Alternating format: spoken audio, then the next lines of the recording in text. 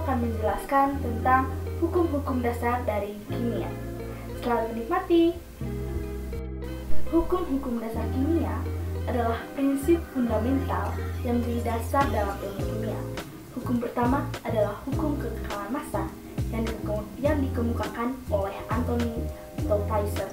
Hukum ini menyatakan bahwa massa zat sebelum dan sesudah reaksi adalah tetap. Artinya, dalam suatu reaksi kimia, zat tidak dapat diciptakan atau dimusnahkan, hanya berubah bentuk atau berkaitan dengan cara yang berbeda. Misalnya, jika 2 gram hidrogen bereaksi dengan 16 gram oksigen membentuk 18 gram air, maka massa total tetap sama.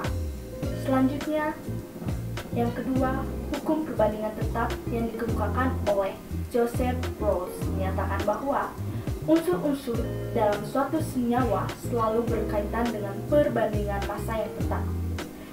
Ini berarti bahwa komposisi kimia suatu senyawa tidak berubah terlepas dari bagaimana atau di mana senyawa ini dibuat. Contohnya air atau H2O selalu tersusun dari hidrogen dan oksigen dalam perbandingan massa 1:8, baik itu berasal dari sungai, laut maupun hasil sintesis di laboratorium. Kemudian ada hukum perbandingan berganda yang dikemukakan oleh John Dalton.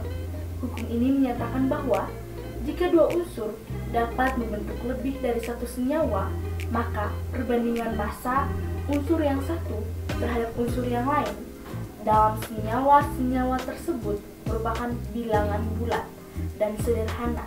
Contohnya, karbon dan oksigen dapat membentuk karbon monoksida atau CO dan karbon dioksida atau CO2 jika pada CO perbandingan massa karbon terhadap oksigen adalah 12:16, maka pada CO2 perbandingannya menjadi 12:32, merupakan kelipatan sederhana dari yang pertama.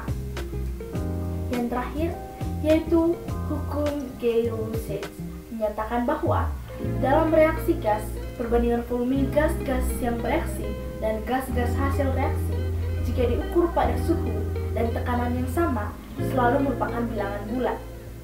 Sederhana, contohnya ketika hidrogen dan oksigen bereaksi membentuk air dalam bentuk uap, 2 volume hidrogen akan bereaksi dengan 1 volume oksigen untuk menghasilkan 2 volume uap air.